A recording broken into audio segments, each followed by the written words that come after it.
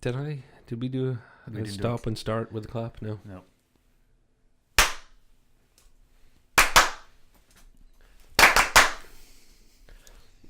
Oh, God. Okay.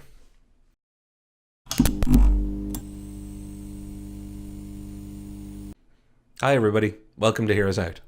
I'm Patrick, And I'm Paul. and we're going to be talking about the Spider-Man Far From Home trailer, which is the trailer for the sequel to Spider-Man Homecoming. Yeah. So he's going to be far from his homecoming. Yeah, it would seem so. So let's kick it off very, very simply. I think everybody's watching this will have seen the trailer. If you haven't, click down below, watch it.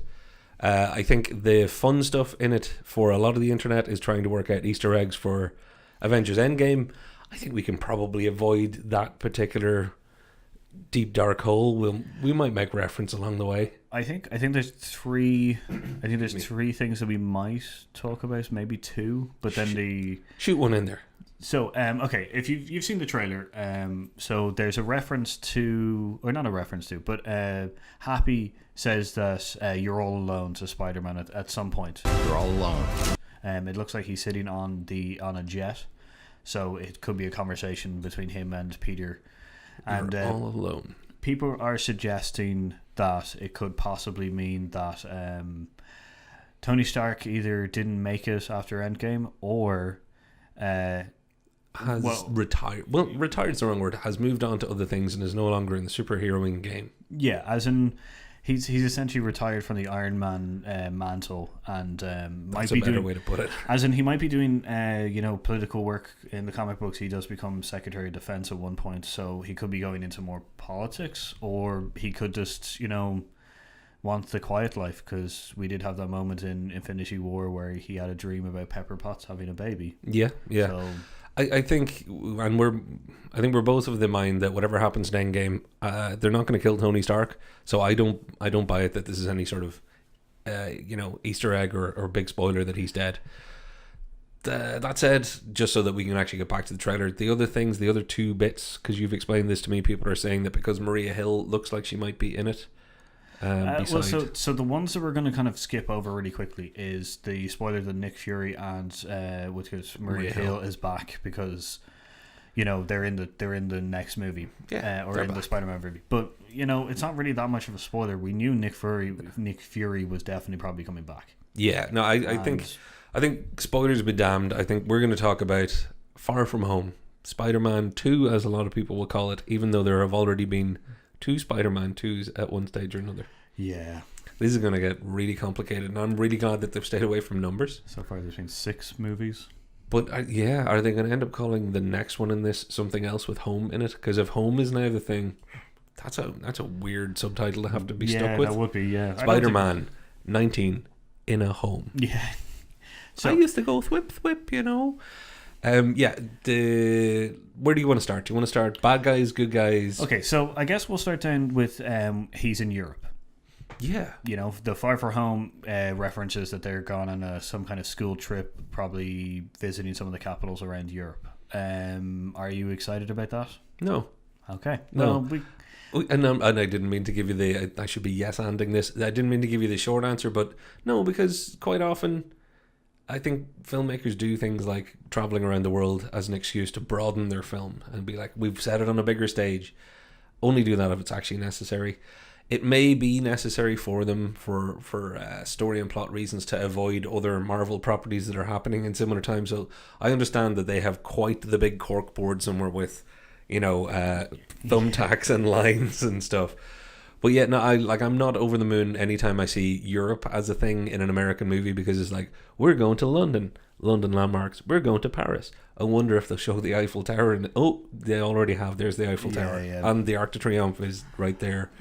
Well, it's fine, but it feels like it's more kind of like, you made a really good point about the fact that it's simply because they don't want people going, well, why didn't Thor step in? Yeah, they might be doing it to avoid the questions that people can ask of, if this is in New York, where are all the 12 heroes that you're making movies about that live in the various boroughs of New York?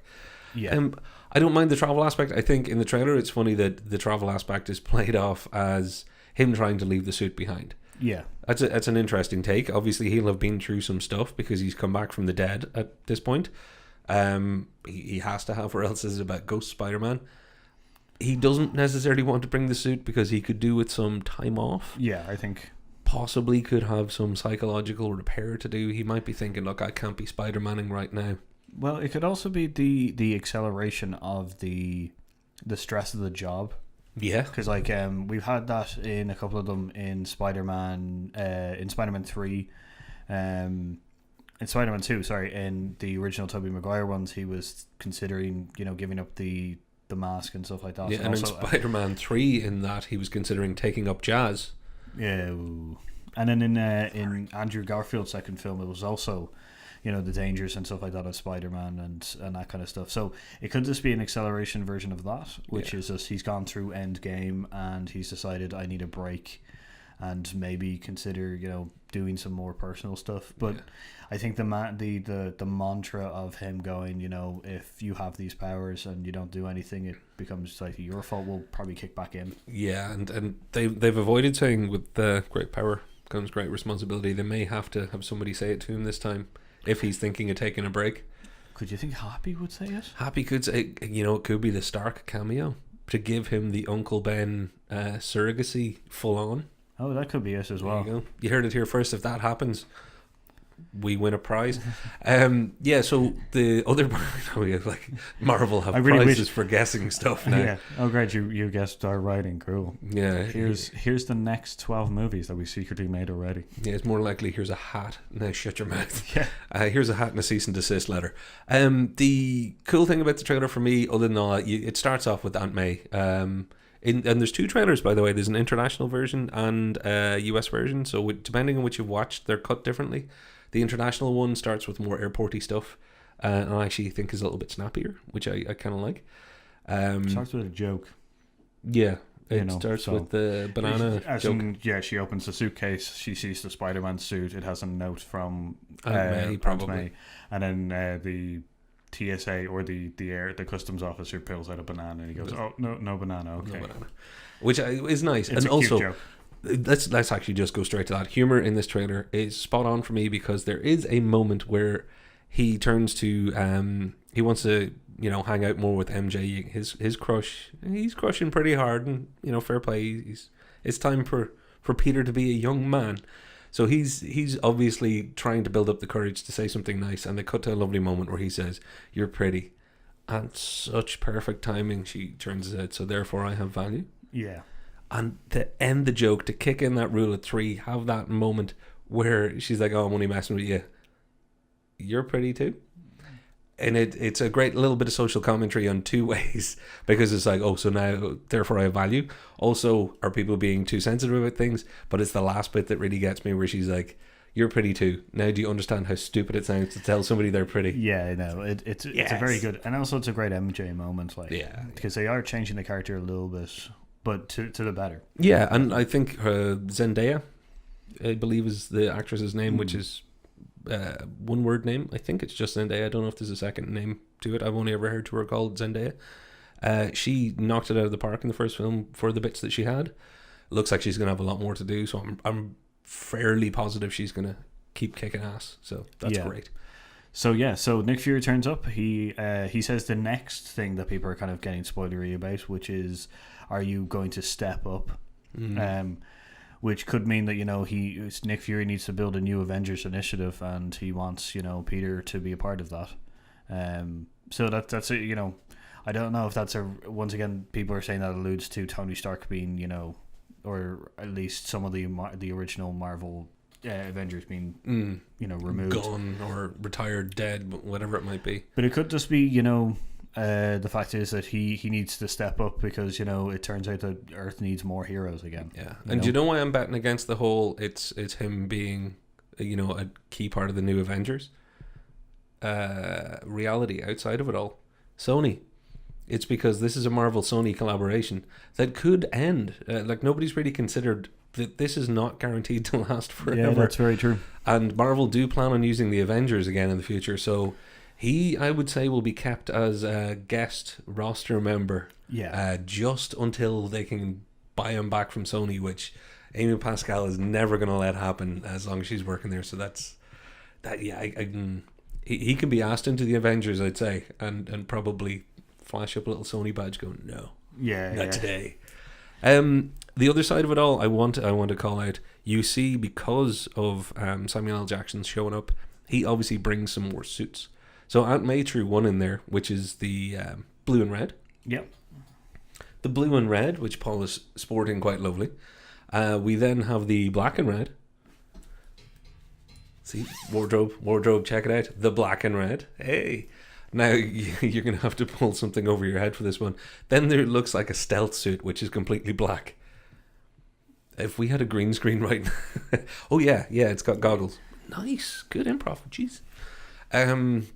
Yeah, so the introduction of the suits is kind of an interesting kind of thing. So we've had that before with the Iron Spider. Well, yeah, Peter's hoodie thing, and then the upgraded suit, and then the Iron Spider. The new one seems to have flaps. I don't remember if he had the glidey. He had some variation of that in Homecoming. Okay. As one of the features. But this looks much more like full-on wingsuit, web wing suit. I don't want to say anymore. Don't use it in a row. So it could be a different suit. It could be just the same suit. But it'll be interesting because Nick Fury has to give him these things for specific reasons. So they'll be handed off for story reasons. So it's not just going to be the evolution of let's get through a load of spider suits so we can sell more stuff. Yeah. They're going to have to have story reasons for it. Yeah, tie this in now. Holding back so far, the bit that jazzed me most about the trailer. Can we talk about good old Fishbowl? Yeah, of course. Good. There's a bad guy, and we have talked about this at length because not knowing anything, you would feel very, very different than if you have some passing knowledge of this bad guy. Yeah, no, definitely. Mysterio played brilliantly so far in the one frame that you get, or the one scene that you get. I love the Jake Gyllenhaal reveal. It's a very good one. It's a very good one. He's almost got that look on his face of, I'm playing this not campy, but so serious that it's going to feel a little campy. The way I'm dressed as Mysterio right now, and I think he's going to sell it. I think he's taking it seriously enough that he will be able to do what Michael Keaton did, which is really give it the full guns, give it everything. Yeah, I think that Mysterio. Jake Gyllenhaal's kind of take on Mysterio is going to be kind of so far into the role that you're kind of just it's like the Buzz Lightyear effect. Yeah, that's a good way of putting it. He's so far into the role that you're just oh, this guy is a bit too much. He's gone deep. But I think that's what Jake Gyllenhaal does really, really well. So I think inspired casting. I hope it works out. Now I was really surprised. What do you think about the suit? That's what I was about to say. I'm really surprised that they went so kind of almost comics accurate. It's impressive. Yeah, it's a fairly nice piece of kit. But actually, and Paul, would you give me and everybody else a short lesson, if you don't mind, because this is going to be important in 2 seconds. What are Mysterio's powers really? He has the power of illusion, so he creates illusions, which seem quite real. So he can essentially mess with your head up to the point of he's able to make you see things that are not there. That's what the classic illusion way. Yeah, that's what the original powers were, kind of thing. He was a master of illusion and stuff like that. So the reason that's important is if you've never seen him before and you watch this trailer, they play him off like he's another hero. Yeah, and that the bad guys or the villains of the piece are large elemental based things. So there's a water creature, there's a land rock creature, there's an air creature, looks like a fire moment. So they're really kind of going, ooh, which leads to lots of other parts of all the comic lore. But let's face it, you give them what I've been holding back. There's no way. Essentially, we're thinking that Mysterio is creating these creatures by illusioning or by his powers. As Marvel might change his powers a little bit to be slightly more, reality bending kind of thing, so that he can create these kind of these things, but might not be able to hold them for too long or something limiting, but something kind of expanding as well. But yeah, he might be creating these to play up himself as a hero. And but Spider-Man might see through the illusion at some point and figure that he's actually just playing the hero. Yeah, and I think it's very, very likely that at some point, if he is doing exactly what we think there, which is Mysterio is playing himself as a hero, setting up catastrophes to save the day, essentially, I think there'll be a point maybe where in that story arc of Peter wanting to retire, he'll be like, oh, well, you're not retire, but wanting to take it easy for a little bit. Yeah, so you're here, Mysterio, and you're so cool. Maybe you could do all this, and then obviously. Yeah, it definitely could be the moment of, maybe Mysterio, like I was thinking, maybe Mysterio could be my new mentor, like with Tony Stark, retired or gone or something like that. Or as Patrick was saying, I want to kind of, take a back burner, maybe Mysterio is the guy. He might be like, MJ's at the Eiffel Tower and she's really pretty and she knows it's not just because that assigns value to her. I want to really hang out with her because let's not forget it, they've been really clever and he's a teenage kid. Like it's young Spider-Man at last. So they kind of have to let him be young Spider-Man. I know if I was Spider-Man at the age of 15 or 16, there would have been times where I'm like, I really don't want to deal with saving that right now because, Ghostbusters is on. Wow, man. There you go. I'm not going to save your life because Bill Murray is there. Yeah, I went a little bit low on that. I should have been like, there's this girl I'm in love with, but no, Ghostbusters would have kept me from saving people. So what else in the trailer have we missed? So we covered the Nick Fury saying that blah blah blah. We also said that Happy says it. We also saw the check, which is signed by Pepper Potts. Aunt May, yeah. And the Aunt May Happy relationship. That's a new deal. Yeah, Aunt May, Marissa Tomei, Happy Hogan, Jon Favreau could well be an item, folks. It just could happen. It's the relationship everybody's been waiting for in the MCU. No one's been waiting for it in the MCU, but it could be really sweet and really cute. Like I have no issue with it. If they do that, I'll be like, no. Yeah, no, it's a nice thing. You were also saying the part where they were like, it's a new dress. Oh, yeah. He says to her, it's a new dress. And she's like, oh, thanks. And then says, how did you know? And I'm thinking there's going to be a weird, because they set him up as a little bit of an security man. So he may well be doing some surveillance that he shouldn't be doing. So there may be a subplot of that. Yeah, no, just also it's important. It's important that everybody has their lanyards. We need to show our lanyards are. Well, actually, we were talking about if they gave Happy a suit, what kind of Iron Man suit Happy Hogan would get, and we knocked around a few ideas, but essentially it would end up being just instead of a powered chest plate, it would be a powered ID badge. Yeah, and just be the big, the power of verification. I don't think there's any doubt that we're all going to go and see this film and it's going to make a load of money. I don't think it's in any danger of, even if it's not as good as Homecoming, of ending Spider-Man's tenure. I don't think we're looking at... It wasn't a trailer that made me think, oh, right, great, we got one and now they've ruined it. Yeah. Which is what happened with the Andrew Garfield stuff, which is what happened eventually with the original... Raimi films. As long as they don't fall in the pitfall of having too many bad guys involved. Like, let's say the Elementals are actually some version of Sandman or something. It's like, and Mysterio is fighting him for some strange reason, or they're teaming up in some way. It's just like, you got to be careful. Now, Marvel has proven the fact that they can balance characters. Yes. But you're still falling into the same trope as we've seen before with Spider-Man. So hopefully they won't do that. I'm kind of confident they won't. It's going to make a ton of money. It's going to be fun, we hope.